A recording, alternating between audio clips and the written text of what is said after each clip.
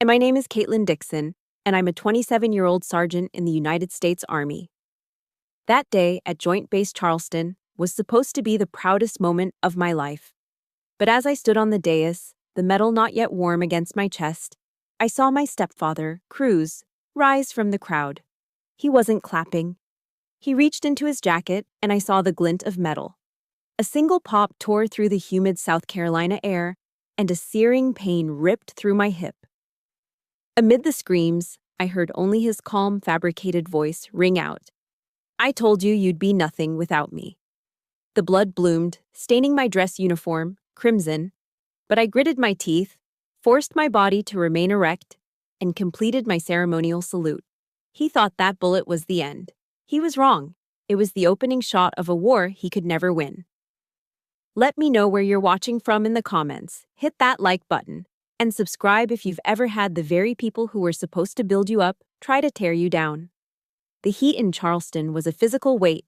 It pressed down on the parade ground, shimmering above the asphalt, and worked its way under the collar of my Army service uniform. The wool felt heavy, suffocating. But the pride was heavier still. It was a solid, grounding presence in my chest, a feeling I had earned through sweat, fear, and sheer, stubborn will. I stood at attention, spine rigid, eyes fixed forward, listening to the citations being read. This was it. The culmination of everything. The proof. Then my eyes scanned the crowd. Hundreds of faces, soldiers, families, civilians, all blurred into a sea of support. Except for two. My mother, Margaret, sat with a smile so tight it looked like it might shatter. And beside her, him. Cruz. He wasn't smiling. His gaze was possessive, a silent warning that radiated across the field. It was the same look he'd given me my entire life, the look that said, "I own you. Every success you have is mine to grant or take away." A familiar, cold dread snaked its way up my spine, the feeling of a child who knows they're about to be punished, even when they've done nothing wrong. For exceptional meritorious service and valor. Sergeant Caitlin Dixon. My name echoed from the speakers. The words seemed to describe someone else, a hero forged in the dust of Afghanistan, a leader, a soldier who had faced down the enemy without flinching. That person wasn't the girl Cruz had raised. He would never acknowledge her existence. As I walked toward the dais to receive my Army Commendation Medal, each step felt like a declaration. This ceremony wasn't just about a medal. It was my statement of independence. I've escaped you. But I was wrong. I had only escaped the house, not the war. The explosion wasn't like the ones on the battlefield. Those were impersonal, the sound of chaos. This was different. It was sharp, intimate, a single, venomous crack aimed directly at me. Then came the pain. It wasn't a dull ache. It was a white-hot poker driven into my left hip. A searing agony that stole my breath and sent the world tilting violently on its axis. The perfectly manicured lawn, the blue sky, the crisp flags, they all blurred into a nauseating swirl of color. For one horrifying second, I wanted to fall. I wanted to collapse into a heap and become that helpless 7-year-old girl back in Goose Creek, the one who learned that silence was safer than tears. But then another voice cut through the fog of pain. A voice forged in the crucible of basic training at Fort Jackson. "Soldier, you never turn your back. Soldier, you never fall." It wasn't a memory. It was a command etched into my very bones. It was the reflex that had been drilled into me through thousands of hours of training, the discipline that had become my armor. My vision cleared. I locked my eyes on the American flag, its stars and stripes waving defiantly against the chaos. The screams of the crowd were a distant roar. The only thing that mattered was the mission. And in that moment, the mission was to stand. I brought my right hand up in a salute, the movement crisp and precise, even as my legs trembled and a wave of dizziness threatened to pull me under. My blood was spilling, staining the dark blue fabric of my trousers, but my honor wasn't. Somewhere in the screaming crowd, an old, grizzled AP photographer, a veteran of a dozen war zones, lifted his camera and captured the image that would later win him a Pulitzer. The bloody salute. General Robert Whitaker didn't move like a 60-year-old man. He moved like a commander whose perimeter had been breached. His fury wasn't loud, it was ice-cold and absolute, a palpable force that cut through the panic. "Apprehend him," he roared, his voice the unmistakable sound of command. And the military police moved as one, a swift, efficient machine. The world was starting to go dark at the edges, but I saw him kneel beside me. He didn't look at me with pity. He looked at me with the profound respect of one soldier for another. He placed a steadying hand on my shoulder. "Sergeant," he said, his voice firm, unwavering, "you have fulfilled your duty. Now, let us handle the rest." His words were more than comfort. They were a promise. They were the validation from the father figure I'd always craved. A stark contrast to the man now being slammed against a vehicle in handcuffs. Even then, Cruz showed no remorse. Restrained, his carefully constructed mask of the respectable local businessman finally shattered, he started shouting. Lies poured from him, crafted to control the narrative even in defeat. "She's unstable. She has PTSD. She's a danger to everyone," he screamed, his voice laced with manufactured panic. But no one was listening to him anymore. Every soldier on that field, from the highest-ranking officer to the youngest private, was looking at me. And in their eyes, I saw not pity, but awe. They weren't seeing a victim. They were seeing a sergeant who, even after being shot, refused to fall. As the medics carefully lifted me onto a gurney, I looked past General Whitaker's shoulder, and my eyes met Cruz's one last time. His were filled with a wild, cornered fury. He expected tears, fear, collapse. I gave him nothing. My face was a blank mask of discipline, but my eyes delivered the message loud and clear. You've already lost. This war had just begun, and for the first time, we were fighting it on my home turf. As they rushed me toward the ambulance, the acrid smell of gunpowder and the panicked shouts of the crowd began to fade, replaced by something else rising from the depths of my memory. It was the scent of freshly cut grass after a summer storm in Goose Creek. And then I heard it, not with my ears, but in my soul. The low, malevolent chuckle of my stepfather. That scent of freshly cut grass. It pulled me back through time, away from the sterile smell of the ambulance and the stench of gunpowder. It dragged me back to a 2-story house on a quiet, tree-lined street in Goose Creek, South Carolina. A town built in the shadow of the Naval Weapons Station Charleston, a place that ironically represented the very freedom I never had. From the outside, our house was perfect. Manicured lawn, a welcoming front porch with a swing, an American flag flying proudly. It was the picture of a happy, all-American family. Cruz Mayo entered my life like a savior after my father's death. He was a successful local businessman, charming, charismatic, the kind of man who remembered your name after meeting you once. The whole neighborhood was smitten. He brought my mother, Margaret, back from the brink of her grief, and for that, I was initially grateful. But the smiles he gave our neighbors never quite made it through the front door. Behind closed doors, his charm curdled into control. It started with whispers to my mother when he thought I couldn't hear. "Margaret, you can't let her be so sullen. No man wants to marry a girl with a long face like that." And my mother, already broken, would just nod.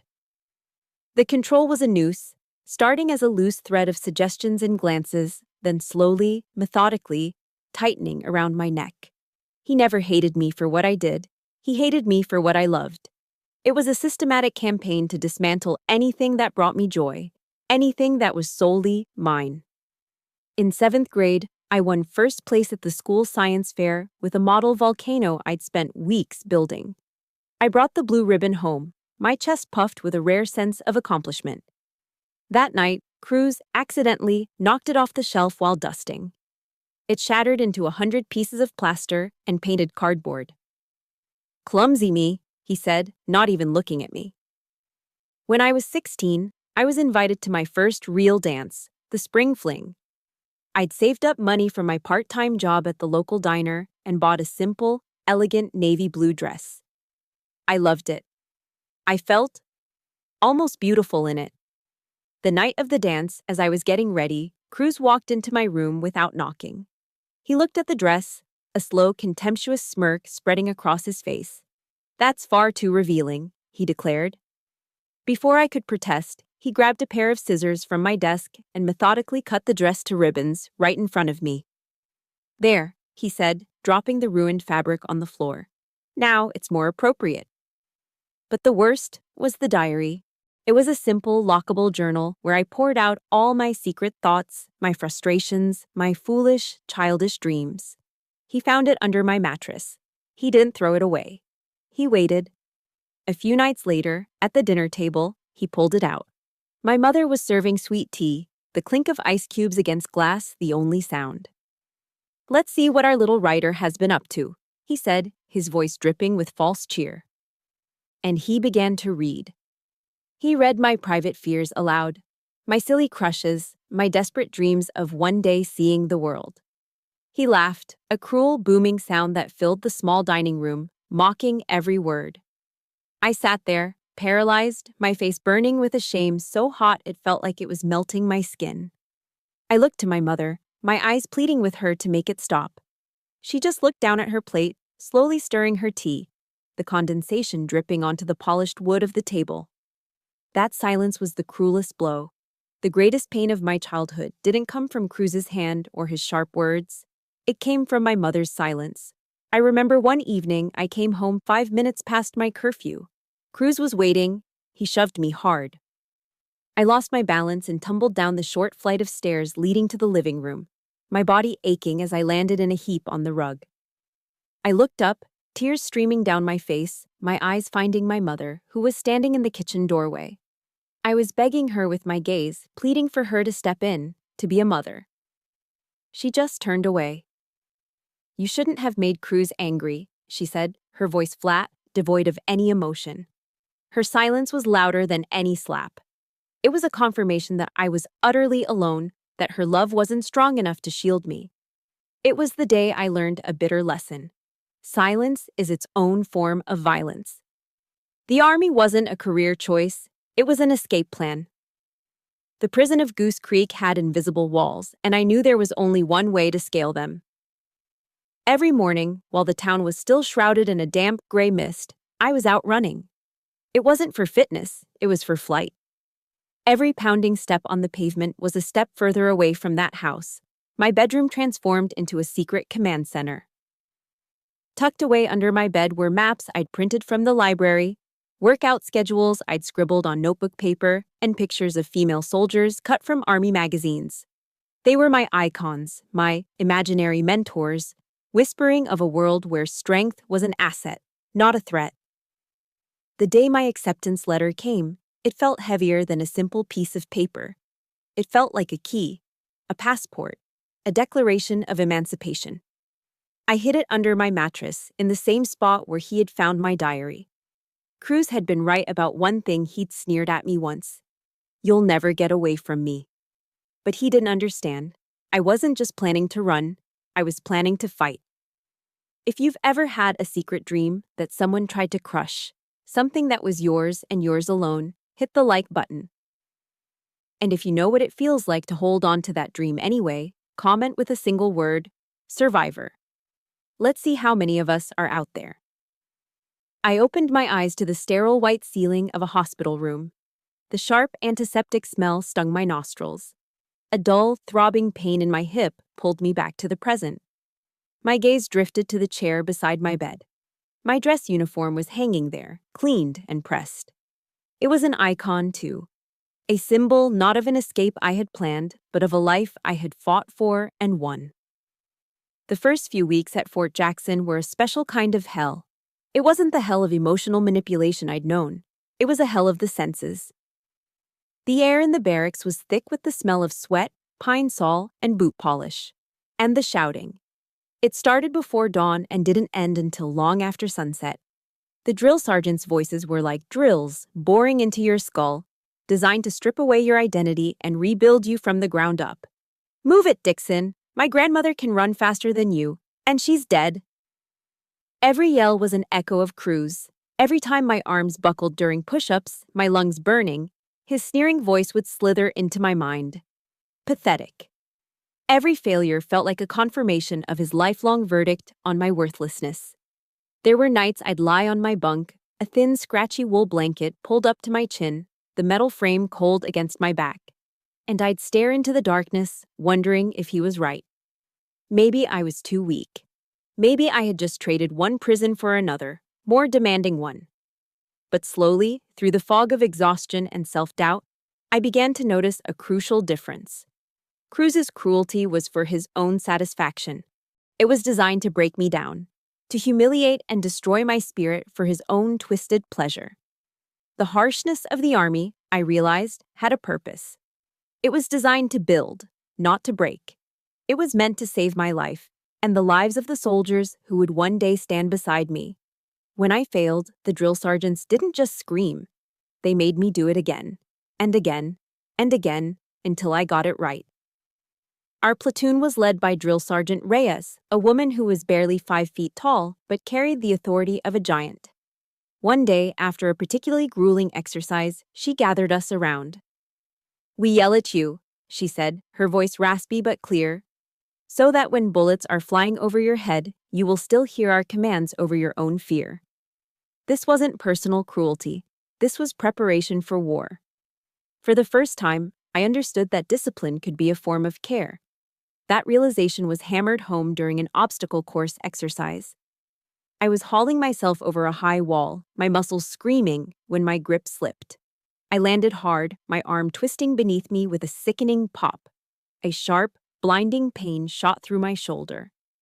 But the physical agony was nothing compared to the wave of shame that washed over me when a drill sergeant got in my face. "What the hell are you doing, Dixon? Got a boyfriend waiting for you back home?" The words, though unintentional, were a knife to an old wound. He couldn't have known, but he had just echoed years of Cruz's taunts about my worth being tied to a man. The tears that welled up weren't from the dislocated shoulder. They were tears of pure humiliation. I had failed. Publicly. And I felt as worthless as I had on my dining room floor in Goose Creek. The person who pulled me from that dark place wasn't an officer, but another trainee. Her name was Maria.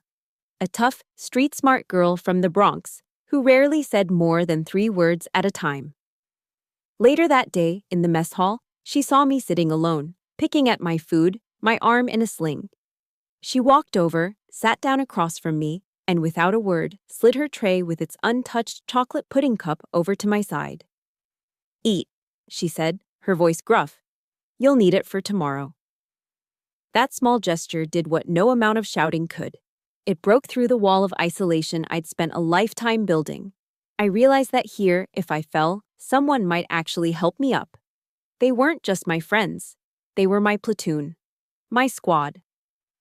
It was a bond forged not in blood but in shared hardship, and it felt stronger than anything I had ever known. We were a collection of broken pieces from all over the country, being melted down and reforged into something new, something unbreakable. The real turning point, however, came on the firing range. I was terrified of the rifle at first. Every loud crack echoed the violence I had run from. My hands trembled. My first few shots missed the target completely. Sergeant Reyes came up behind me. She didn't yell. She spoke in a low, calm voice, adjusting my stance, repositioning my hands on the stock. "Don't fight the weapon, Dixon," she said, her voice right beside my ear. "Become a part of it. Your breathing, the trigger squeeze, the control. It's all you." I took a deep breath, letting the image of Cruz and his smug smile dissolve from my mind. I focused on the distant paper target, on the simple mechanics of the rifle. Breathe in, breathe out, squeeze, pop. The rifle kicked against my shoulder. A clean hole appeared in the center of the target. Pop. Another one, right beside it. Pop. A third. A small, tight grouping. A surge of something I hadn't felt before. A potent, thrilling combination of power and control shot through me. In that moment, I wasn't a victim of violence anymore. I was a person who held a powerful tool. And I was learning to wield it with discipline, with honor, and with purpose. That feeling of control. I held onto it. But now, lying here in this hospital bed, a dull ache radiating from the bullet wound in my hip. I can't help but feel the brutal irony. I learned to master a weapon with honor, only to be brought down by the same kind of weapon wielded by a man who has none. The days following my release from the ICU were a monotonous blur of white walls, antiseptic smells, and the rhythmic beeping of monitors. I was physically safe, but my mind was a battlefield. One afternoon, as I was staring at a water stain on the ceiling, tracing its shape with my eyes, a soft knock came at the door. I expected a nurse. Instead, General Robert Whitaker walked in. He wasn't in his decorated Class A uniform. He was wearing a simple navy blue polo shirt and khaki pants, looking more like a visiting grandfather than a four-star general. In one hand, he held a steaming paper cup from the hospital coffee shop. "I figured you could use something better than the battery acid they serve on this floor," he said, his voice calm and steady. My training kicked in. I fumbled to sit up to offer a salute, my body protesting with a sharp pain in my hip. He raised a hand instantly, stopping me. "At ease, Sergeant. That's an order." His presence filled the room, not with the weight of authority I was used to, but with a quiet, solid reassurance. He pulled up the visitor's chair, the vinyl sighing under his weight. He didn't see me as just a soldier who had been attacked. He saw me as one of his soldiers who had been attacked on his base, and he took that personally. We talked for what felt like hours. He didn't ask a single question about the shooting, about crews, or about the chaos on the parade field. Instead, he asked about me. He asked about my tour in Afghanistan, about the soldiers in my unit, about my ambitions for the future. He asked about Drill Sergeant Reyes and what she had taught me. For the first time in my life, I was speaking to a powerful man without feeling the need to constantly defend myself, to brace for the next verbal blow. The words just flowed out. I told him about the grit of Maria from the Bronx, about the moment on the firing range when I realized I belonged, about the strange and powerful alchemy that turns a group of strangers into a family. He listened, truly listened, with an intensity that made me feel seen. He would nod, his eyes thoughtful, and I saw a genuine understanding there that I had never known. At one point, I hesitated, my voice catching. "It's just, I feel so ashamed," I confessed, the words tasting like poison. Like somehow, getting shot was my fault. General Whitaker leaned forward slightly. His expression was stern, but his eyes were full of a fierce compassion. "Sergeant," he said, his voice low and firm, "the only one who should feel shame is the coward who attacks an unarmed soldier. You never, ever carry another person's shame. That is not your burden." The words hit me with the force of a physical blow. He wasn't just absolving me, he was arming me. After a long silence, he said softly, "Your father would have been proud." That was it. That was the phrase that broke the dam. A wall I had spent 20 years building, brick by painful brick, crumbled into dust. A sob tore through my chest, raw and ragged. The tears I had refused to shed for 2 decades. For the broken volcano, the shredded dress, the abandoned puppy, the stolen diary, they all came at once. I wept for the little girl who had been so utterly alone. And for the first time, I didn't feel weak for doing so. A few days later, his wife Eleanor came to visit. She was a volunteer at the hospital, a woman with kind eyes and a warmth that seemed to radiate from her. She carried a woven basket that smelled of home. Inside was a thermos of homemade chicken noodle soup, still hot, and a well-worn paperback copy of Meditations by Marcus Aurelius. She didn't pry or offer platitudes. She simply sat in the chair by my bed, pulling out a pair of knitting needles and a ball of soft gray yarn. And she talked. She told me funny stories about the general when he was a young lieutenant, how he once tried to cook Thanksgiving dinner and nearly burned down their kitchen. Her presence was like a warm blanket. "Robert told me you're one of the bravest soldiers he's ever met," she said, her needles clicking softly. "But you also need to know that, in here, it's okay to be weak. Healing requires rest, not just resilience." That night, as I ate her soup, the rich broth and tender vegetables a world away from the bland hospital food, I realized what this feeling was. It was the feeling of family. Not the twisted, conditional version I'd grown up with, but a real one, built on a foundation of simple kindness and mutual respect. Before General Whitaker was reassigned, he came to see me one last time. He stood by my bed, his posture straight, his gaze direct. Cruz Mayo built a fortress of lies around himself in Goose Creek, he said, his voice laced with cold resolve. He convinced a whole town he was a saint. But he made one fatal mistake. He brought the war to my territory. He placed a hand gently on my shoulder. In the Army, we have a creed. We never leave a soldier behind. You will not fight this battle alone. It wasn't just a comforting phrase, it was a solemn oath. I looked into his eyes and knew, with a certainty that settled deep in my bones, that for the first time in my life, a truly powerful man was on my side. Hope, a feeling I had almost forgotten, began to flicker back to life inside me. The truth is your most powerful weapon, Sergeant, he said as he was leaving. Don't let anyone take it from you. After he left, the room felt quiet but no longer empty. I felt a sliver of strength returning. I reached for the remote and switched on the small television mounted on the wall. A local news channel was on, and my heart stopped. There on the screen was a slick, confident-looking man in an expensive suit. The Chiron identified him as Daniel Finch, attorney for Cruz Mayo. He was standing on the courthouse steps, speaking into a cluster of microphones. A tragic family dispute, the lawyer was saying, his face a mask of feigned concern. Mr. Mayo is a loving stepfather who was pushed to his limit by a deeply troubled young woman suffering from severe combat-related PTSD. The first bullet had torn through my flesh. The second one, fired from a million television screens, was aimed directly at my soul. I sat frozen on the hospital bed, the remote control clutched in my hand, watching as my story was stolen, twisted, and weaponized against me. The lawyer, Daniel Finch, was slick. He had a politician's smile and eyes that held no warmth. He stood on those courthouse steps and spun a masterful tale of a devoted stepfather, a pillar of the community who had been driven to a desperate act. Mr. Mayo, Finch said, his voice dripping with practiced sympathy, feared for his life. He was dealing with a stepdaughter whose severe combat-related PTSD had made her volatile and, tragically, a danger to herself and others. A news network, one of those 24/7 channels that thrives on conflict, cut to a panel of talking heads. A psychologist who had never met me offered a diagnosis on national television. A political commentator debated the optics of the situation.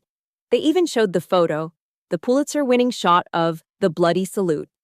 But they didn't call it an act of courage. They called it, as Finch suggested, a theatrical, attention-seeking gesture. A wave of nausea washed over me. I felt the hope General Whitaker had given me begin to curdle into a familiar, helpless rage. They weren't just telling lies, they were erasing my truth. And then it got worse. Much worse. The local news station in Charleston started running interviews from my old neighborhood in Goose Creek. They were Cruz's puppets, their strings pulled by years of his calculated charm. There was Mrs. Henderson from across the street, the woman who used to give me freshly baked chocolate chip cookies when I was a kid. She looked into the camera, her face a mask of concern, and said, "Cruz is a wonderful man. A saint, really. He put up with so much from that girl." So much! My mind screamed. He put up with me winning a science fair. He put up with me getting invited to a dance. Then they showed Mr. Miller, the man who used to cut our lawn. He nodded sagely, as if he possessed some deep insight. She always had a wild look in her eye, not all there, you know. These were the people who had watched me grow up. They saw me mowing the lawn, carrying in groceries, walking to the school bus. But they only saw what Cruz had wanted them to see, the mask of the perfect family man and the sullen, difficult child he had to manage. Cruz hadn't just manipulated my mother, he had manipulated an entire community. And his lies, repeated often enough, had become their truth. The poison began to spread online. I made the mistake of looking at the comments section on a news article. The words were a barrage of anonymous cruelty. She probably provoked him. She has that look. Real soldiers don't cry and get all dramatic. This is a stunt to get famous and a big payout. Typical of these vets coming back all messed up and expecting a handout. The seeds of doubt were sown, and they were taking root. The atmosphere in the hospital began to shift.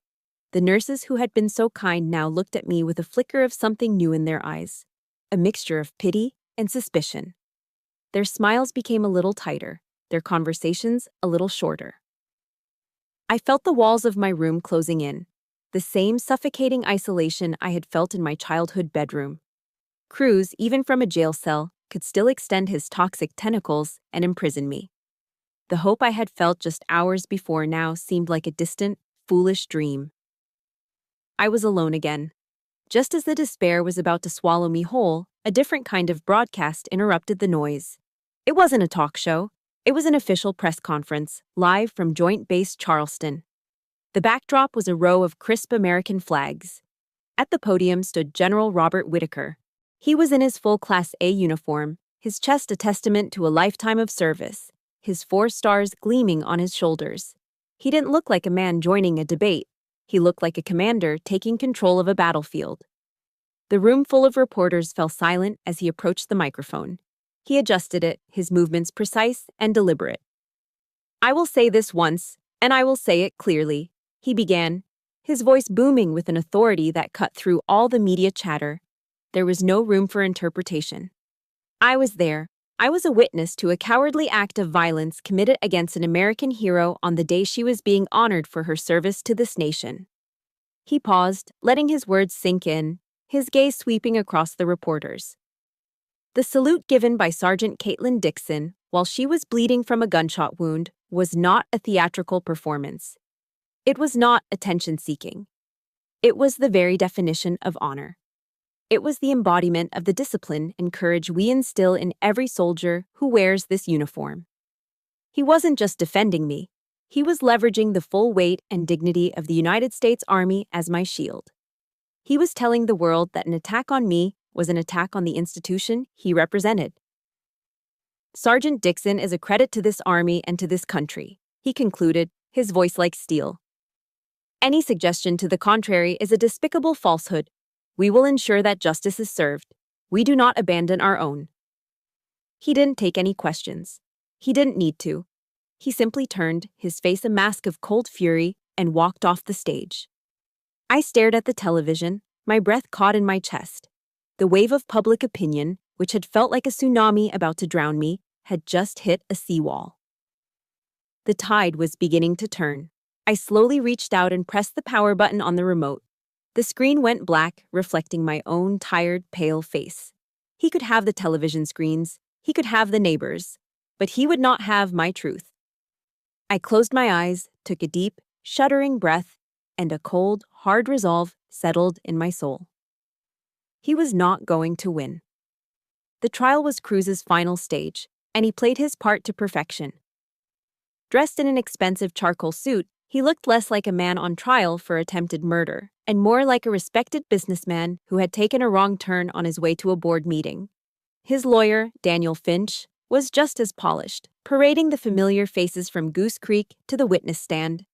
One by one, they repeated the well-rehearsed lies. Mrs. Henderson, Mr. Miller. They painted a picture of a difficult, troubled child and the patient, long-suffering stepfather who had done his best. I sat at the prosecutor's table, my hands clenched into fists in my lap, feeling the walls of the courtroom close in.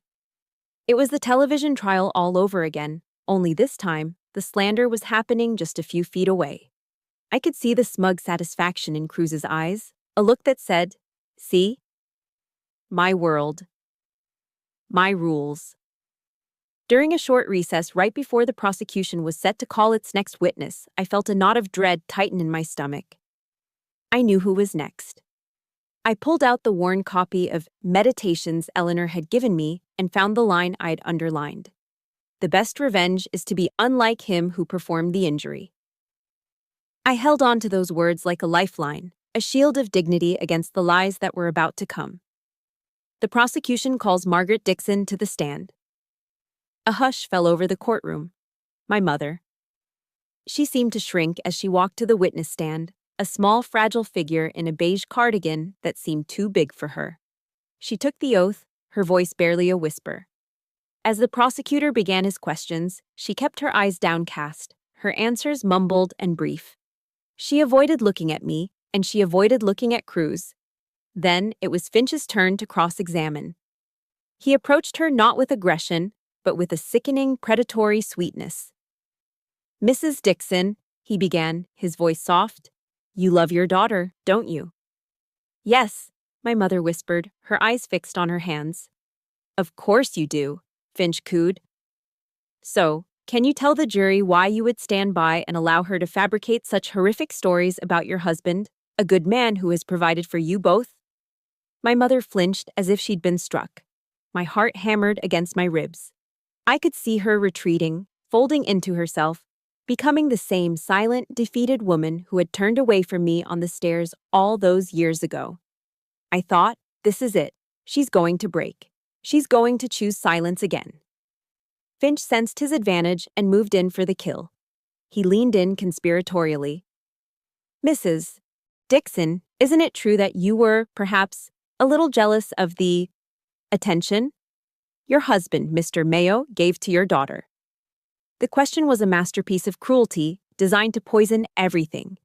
It implied something sick and twisted, and it simultaneously painted my mother as a petty, jealous woman. The air was sucked out of the room. I felt the blood drain from my face, the sting of this final, public humiliation. But then, something happened. Something I had given up hoping for decades ago. As Finch stood back, waiting for her to crumble, my mother slowly lifted her head. For the first time, she looked directly at Cruz. And in her eyes, the fear that had lived there for 20 years was gone, replaced by a deep, smoldering pain. "He is not a good man," she said. Her voice wasn't a whisper anymore. It was clear. It was steady. The entire courtroom was frozen. "He is a monster." Finch's smile faltered. "Your Honor, objection." But my mother kept speaking, her voice gaining strength with every word. "He hit her. When she got an award at the school science fair, he accidentally broke her project. When she was invited to her first dance, he took a pair of scissors and shredded her dress because he said it was too revealing. He found a stray puppy she was caring for and got rid of it, then told her, 'Weak things have no place in this house.'" She paused, taking a breath, her gaze never leaving Cruz's stunned face. "He took a kitchen knife and stabbed her basketball because she was late coming home. And I stood by, and I watched." Her voice broke for a moment, thick with shame. "I was a coward. I was too weak and too scared to stop him. But I will not be weak anymore." Finally, she turned away from Cruz and looked at the 12 strangers on the jury, tears streaming down her face, but her gaze was resolute. "Everything my daughter has ever done was to try and survive the man I brought into her life. She joined the army to escape that house, to become someone she could be proud of. And on the single greatest day of her achievement, on the day she finally succeeded, that man," she pointed a trembling finger at Cruz, "tried to take that away from her, too." The dam of Cruz's composure shattered. His mask of a calm, respectable businessman disintegrated, revealing the raging beast beneath. "You lie!" he roared, lunging to his feet. "You lying bitch! I gave you everything. I gave both of you everything. You owe me." It was pure, unfiltered, narcissistic rage. The court officers, the bailiffs, were on him in a second, struggling to restrain him as he thrashed and screamed obscenities. The jury stared, their faces a mixture of shock and disgust. He had done what we never could. He had shown them exactly who he was. In the midst of the chaos, as Cruz was being wrestled out of the courtroom, my mother and I locked eyes. No words were needed. In that single silent moment, a bridge was built across a 20-year chasm of pain and silence. It wasn't forgiveness, not yet. It was something more fundamental. It was understanding. That moment of a mother finally choosing her child. It's a powerful thing. If you've ever wished, just once, that a family member would stand up for you in the moment that mattered most, hit that like button. And if you feel comfortable, just comment with a simple, "I understand," below. As the heavy courtroom doors swung shut behind a still screaming Cruz, he managed to twist his head around one last time. His eyes, wild with hatred, found mine. "You took everything from me," he spat. I met his gaze, and for the first time, I felt no fear. Only a cold, calm clarity. "You never had anything that was truly yours to begin with," I said, my voice too low for anyone but myself to hear. The chaos from my mother's testimony and Cruz's subsequent meltdown left a ringing silence in the courtroom. He was gone, but his rage still seemed to stain the air. The jury looked shaken, their eyes wide. Finch, Cruz's lawyer, looked pale. His slick confidence finally cracked. He was a man who had lost control of his stage. I felt my mother's hand find mine under the table and squeeze. For a moment, we just breathed. The prosecutor, a calm and methodical man named Mr. Davies, let the silence hang for a moment longer, allowing the jury to fully absorb the raw, ugly truth they had just witnessed. Then he stood. "Your Honor," Davies said, his voice cutting cleanly through the tension. "Before I call my final witness, the prosecution would like to play a short video clip for the court. Exhibit C." The courtroom lights dimmed slightly, and a large screen descended from the ceiling. The footage was from the news coverage of the award ceremony. It was shaky at first, then focused. There I was, standing on the dais, a proud soldier. Then the scene dissolved into chaos. The sound was muffled, but you could see the sequence of events with chilling clarity. Cruz rising, the glint of metal, the way my body jerked back, the crimson stain blooming on my uniform. The camera zoomed in on my face, contorted in pain. And then, it captured the moment. The moment I gritted my teeth, forced my body upright, and brought my hand to my brow in a slow, deliberate salute as blood streamed down my side. The video ended. The screen went black. The only sound was the quiet hum of the projector. Mr. Davies let the image burn itself into the minds of the jury before speaking again. The prosecution calls General Robert Whitaker to the stand. If my mother's entrance had caused a hush, the general's name commanded a wave of reverential silence. The energy in the room shifted instantly. This was no longer a messy family dispute. This was a matter of military honor. He entered from a side door, and every person in that courtroom, including the judge, seemed to sit up a little straighter. He was in his full Army service uniform, the deep blue jacket immaculate, the rows of ribbons and medals on his chest telling the story of a 40-year career. Each one represented a tour of duty, an act of valor, a lifetime of service. He didn't walk to the witness stand. He strode, his posture radiating a quiet, absolute authority. He sat down, not with the weariness of a man in his 60s, but with the focused stillness of a commander on a battlefield. Mr. Davies approached respectfully. "General, would you please tell the jury, in your own words, what you witnessed on the day of the award ceremony at Joint Base Charleston?" General Whitaker did not tell a story. He delivered a report, his voice clear, precise, and devoid of emotion. It was the voice of a man accustomed to dealing in facts. At 14:32 hours, he began, "I presented the Army Commendation Medal to Sergeant Caitlin Dixon for her meritorious service in Afghanistan. At approximately 14:33 hours, the defendant, Mr. Cruz Mayo, rose from his seat in the audience, produced a .38 caliber revolver, and fired a single shot, striking Sergeant Dixon in her left hip. Every word was a hammer blow of fact. There was no ambiguity, no room for interpretation. He was a 4-star general. His word was evidence." The jury listened, captivated. Davies continued, "General, the defense has characterized Sergeant Dixon's salute after being shot as theatrical. As her commanding officer and a witness, how would you describe it?" This was the moment. General Whitaker shifted his position slightly, turning his body to face the jury directly, making it clear that his next words were for them and them alone.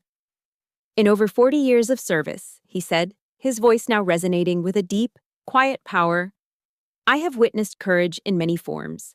I have seen soldiers run into enemy fire to save a fallen comrade. I have seen pilots hold their damaged aircraft steady so their crew could bail out. I have seen medics perform their duties under the most horrific conditions imaginable. He paused, letting the weight of his experience fill the room.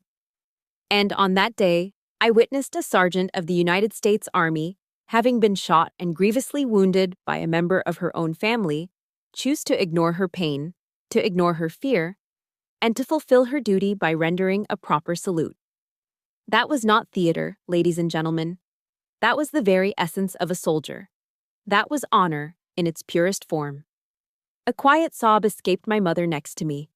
I felt a single tear trace a path down my own cheek. Finch, looking visibly shaken, knew he had to try something. He stood, forcing a confident tone. "General, with all due respect, you've taken a personal interest in Sergeant Dixon's case, haven't you? Is it possible that your personal feelings for the sergeant have clouded your judgment?" The question was a desperate, slimy gambit, and it hung in the air like a foul smell.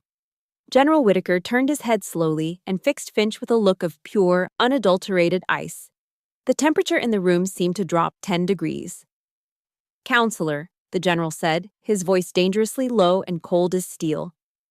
"My judgment was forged on the battlefields of Iraq and Afghanistan. It's on a battlefield that you learn, very quickly, to distinguish between courage and cowardice. And on that day, in Charleston, I saw both. It was a kill shot." Finch's face went white. He opened his mouth, then closed it. He had nothing left. He was disarmed, defeated. He mumbled, "No further questions, Your Honor."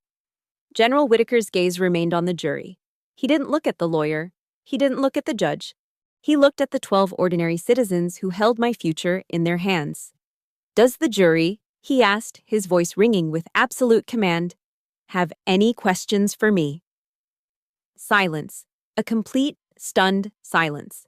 No one moved. The chess game was over. Checkmate.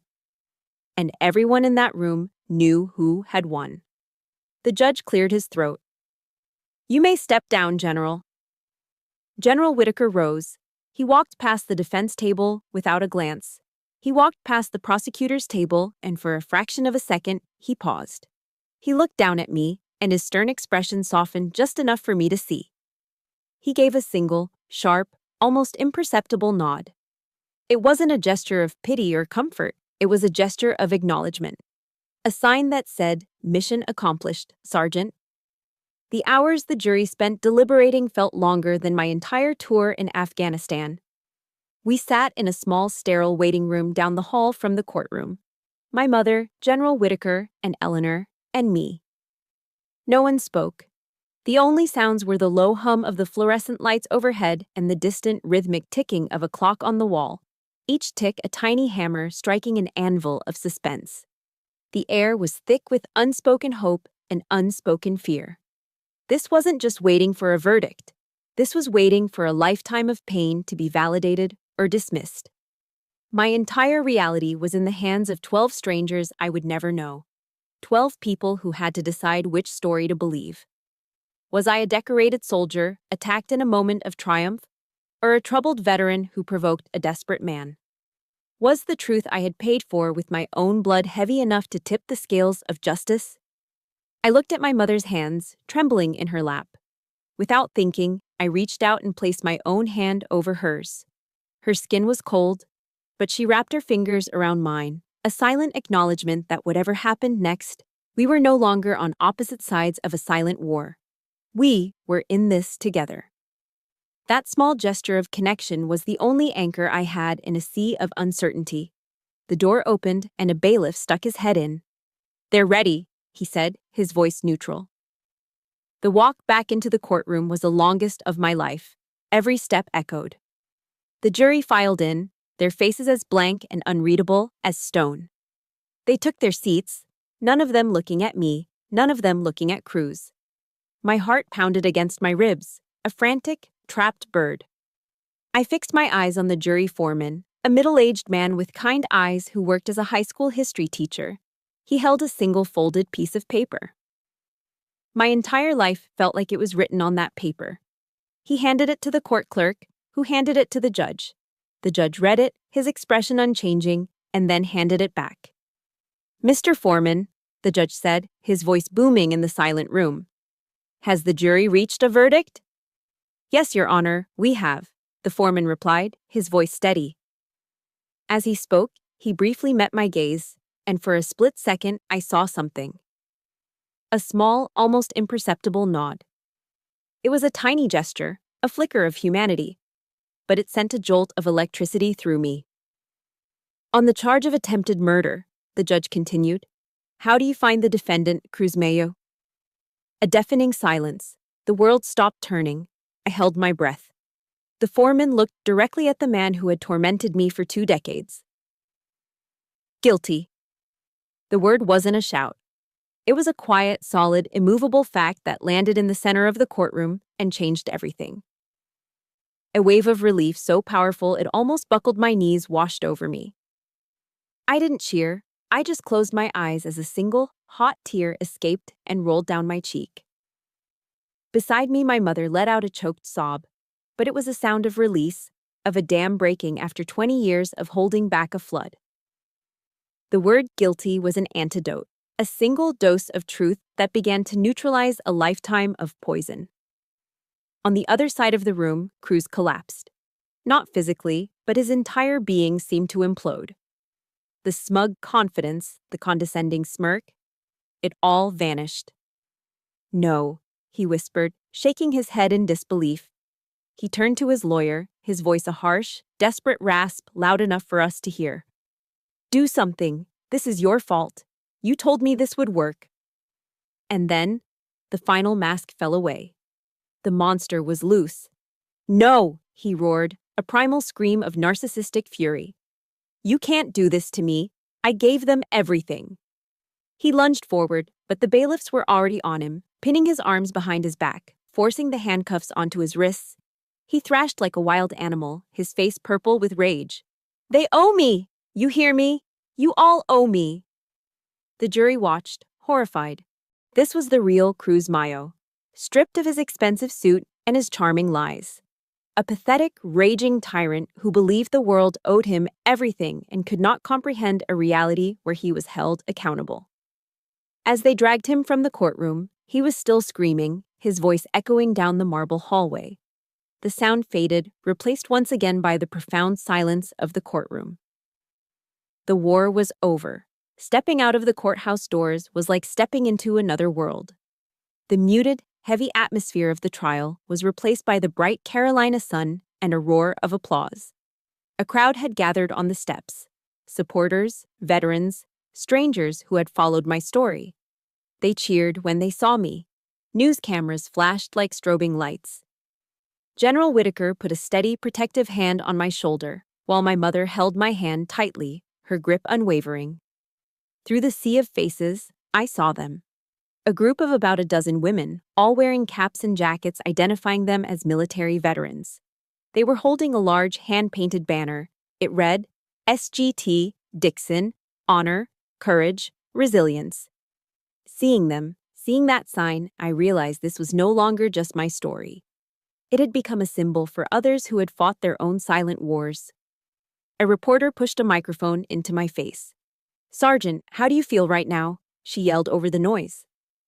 I looked past her, at the women holding the banner, at the hopeful faces in the crowd, at my mother and the Whitakers standing beside me, my family. The legal battle was over, but I knew another journey was just beginning. Today, I said, my voice clear and steady, amplified by a dozen microphones, I feel free. In the days following the verdict, the adrenaline of the victory faded, leaving behind a hollow, ringing exhaustion. The reporters eventually packed up their vans, the supportive phone calls dwindled, and the world moved on to the next headline. I returned to my small, quiet apartment near the base, and the silence was deafening. There were no more calls from lawyers, no more breaking news alerts. There was just me, the four walls, and the ghosts of the past. The scar on my hip was healing, a puckered, angry red line that was a constant physical reminder. But I quickly learned that the external wounds are the easy ones. The internal ones, the ones carved into your soul over 2 decades, those don't close up so neatly. I found that winning in a courtroom is not the same as winning the war inside your own head. Cruz's voice, that condescending, critical whisper, was a phantom limb I could still feel. An echo that surfaced in the quietest moments, telling me I was worthless, that I was nothing without him to fight against. My relationship with my mother, Margaret, began again with the awkward, hesitant steps of two strangers learning to walk together. We started taking long, quiet walks along the banks of the Cooper River, the warm, humid air thick with things unsaid. We talked about everything and nothing. The weather, a new recipe she'd tried, a show she was watching on TV. We were both carefully, painfully, walking around the giant, invisible elephant in the room. The 20 years of silence. Then one afternoon, as we watched the sunlight glitter on the water, she stopped and turned to me. Her eyes were filled with a shame so profound it was painful to see. "Caitlin," she said, her voice trembling, "I am so sorry. I'm sorry I didn't protect you. I was a coward." The younger version of me, the little girl who had cried on the stairs, wanted to say, "It's okay, Mom." To smooth it over, to make her feel better. But that would have been a lie, another layer of silence over the truth. So instead, I told her the truth. "Yes," I said softly, my voice clear. "You were, and it hurt me more than anything he ever did." She flinched, and tears welled in her eyes, but she nodded, accepting it. "But," I continued, taking her hand, "you told the truth when it mattered most. You stood up. And for me, that's a beginning. We didn't erase the past. We couldn't. But we finally agreed to carry it together." A few weeks later, I found myself sitting in a circle of plastic chairs in a sterile, windowless room at the VA Medical Center. It was a PTSD support group for service members. When it was my turn to speak, I didn't introduce myself as the hero from the news. I just said, "My name is Caitlin. I'm a sergeant." I spoke not of the medal or the salute, but of the long, quiet nights, of the feeling of being a survivor in a world that only wanted to see a symbol. For the first time, I wasn't a headline. I was just a person, sitting among peers who understood that the deepest scars are the ones no one can see. The healing was fragile, though. One evening, my mother, in a genuine but misguided attempt at closure, brought up a subject that sent a chill down my spine. "I was just thinking," she said tentatively, "do you think you might ever visit Cruz in prison? People can change, honey. Maybe he's different now." The question, born of her own need for a tidy ending, felt like a betrayal. It showed me how truly alone I was in the depth of my trauma. I took a deep breath, pushing down the flare of anger. "Mom," I said, my voice gentle but firm. "Forgiveness and reconciliation are two different things. I have to find a way to forgive, for my own peace. But that doesn't mean I have to let the man who tried to destroy me back into my life in any way. Some doors have to stay closed. Forever." I thought of a quote I'd read from Maya Angelou. "When someone shows you who they are, believe them the first time." Cruz had shown me who he was 1,000 times over. I had to believe him. A few months after the trial, a letter arrived. The return address was the South Carolina State Penitentiary. My hands shook as I opened it. It was from Cruz. 10 pages, front and back, written in his precise, arrogant script. It wasn't an apology. It was a manifesto of blame. He blamed my mother for being weak, his lawyer for being incompetent, General Whitaker for being biased, and most of all, he blamed me. He called me a liar, a manipulator, an ungrateful parasite who had orchestrated his downfall. The last line was burned into my memory. "You destroyed my life, and you will rot in hell for it." Reading it, I waited for the familiar surge of rage or the crushing weight of despair. But instead, a strange and unexpected emotion washed over me. Pity. He was a man so consumed by his own narcissism that he was utterly incapable of seeing the truth. He would spend the rest of his life in a prison of his own making, long after his official sentence was served. He would forever be the victim in his own twisted story. I took out a piece of paper and a pen. I wrote a response, a furious, cathartic letter pouring out 20 years of pain and rage. I filled pages with every ugly truth, every silent scream. When I was done, My hand ached and my cheeks were wet with tears. I read it over once, then folded it neatly. I thought about mailing it. I thought about giving him that last piece of myself. But then I put it in a small metal bowl in my kitchen sink. I struck a match. The flame caught the corner of the paper, and I watched as the angry words curled into black ash. The fire consumed my rage, my pain, and my last connection to him. I decided then and there that my silence would be my final answer. I would not give him another word, another thought, another second of my life. The most powerful boundary I could set was to simply stop participating in his chaos. Later that night, I found an old wooden box in the back of my closet, a box where I kept a few meaningless trinkles from Goose Creek. I took his letter, the one from prison, and placed it inside. I didn't tear it up. Tearing it up would give it power. Instead, I just put it away, a relic from a life that was no longer mine. I closed the lid, the soft click of the latch echoing in the quiet room. It was done. The past was not erased, but it was contained. The physical recovery was grueling. It was a slow, painful process of rebuilding muscle, of learning to trust my body again. There were days the pain in my hip was a grinding, relentless reminder, and the frustration felt overwhelming. But every morning, I woke up and treated my rehabilitation like a mission. I approached physical therapy with the same discipline that had gotten me through basic training, pushing through the pain, focusing on the small victories. One more step, one more pound of resistance. When I was finally cleared for active duty and walked back into my unit's headquarters, I was braced for the looks of pity, for the awkward questions. But they never came. Instead, I was greeted with quiet nods of respect, with handshakes that were a little firmer than before. My battle buddies didn't see a victim. They saw a soldier who had faced a different kind of enemy and had won. The scar on my hip, which I had once hidden under my uniform, no longer felt like a mark of shame. It was an invisible medal, a testament to the hardest fight of my life. But as I settled back into the routine of military life, I realized something had fundamentally changed within me. My own story, which I had fought so hard to reclaim, felt bigger than just my own survival.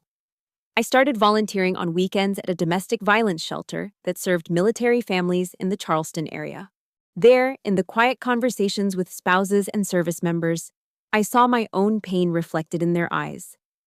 I understood, in a way few could, the unique prison of being abused within a culture that prizes strength and silence above all else. How do you ask for help when your entire world tells you to be strong? How do you report abuse when it comes from someone inside the very community that is supposed to be your unbreakable support system? I saw a gap, a need for a safe harbor built by one of our own. With a detailed proposal in hand, I requested a meeting with General Whitaker. He listened intently as I laid out my vision. A confidential, peer-led support network for service members and their families facing domestic abuse.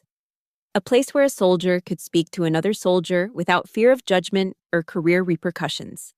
He didn't hesitate. "This isn't just a good idea, Sergeant," he said, his eyes filled with a paternal pride. "It's a necessary one. You'll have my full support." And so, with his backing, Project Silent Comrade was born. It started as a simple, anonymous hotline and a weekly support group, but it grew quickly, becoming a vital, trusted resource on the base. We weren't just offering help. We were changing the conversation, breaking the toxic silence one soldier, one family at a time.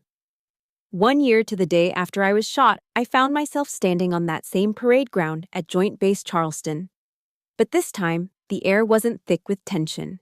It was filled with the warm, late afternoon sun and a sense of profound peace. I was there to be honored as the base's Soldier of the Year, not for what I had endured, but for what I had built in its aftermath. The presenter was General Whitaker. It was one of his last official acts before his retirement. He stood before me, his own uniform adorned with the legacy of a lifetime. As he pinned the new medal to my chest, he leaned in close. "I told you your father would be proud," he whispered, his voice thick with emotion. "And so am I, Sergeant. So am I." My vision blurred with tears as he stepped back and saluted me. I returned the salute, my own hand steady and sure. Then it was my turn to speak. I walked to the podium and looked out at the crowd. I saw the faces of my fellow soldiers. I saw the men and women who had found the courage to call our hotline. And in the front row, I saw my mother. She wasn't crying tears of pain anymore. She was smiling, her face radiant with a happiness I hadn't seen since I was a little girl. I took a deep breath, the clean, salt-tinged air filling my lungs. 1 year ago, on this very field, I was wounded. I began, my voice clear and strong. And I performed a salute that many have called an act of bravery. But today I want to talk about the scar that bullet left behind. I touched my hip through the fabric of my uniform. For a long time, I saw this scar as a symbol of my weakness, a reminder of a moment I was broken. But I've learned that our scars are not our endings. They are not periods. They are commas, places where a new and often stronger story begins. I looked out at the faces before me. I've learned that true courage isn't about standing up alone in your darkest moment. True courage is about what you do after that moment. It's about reaching back into the darkness to create a place where no one has to stand up alone ever again. I thought of the Army's creed, the promise we make to each other on the battlefield. In the Army, we have a warrior ethos.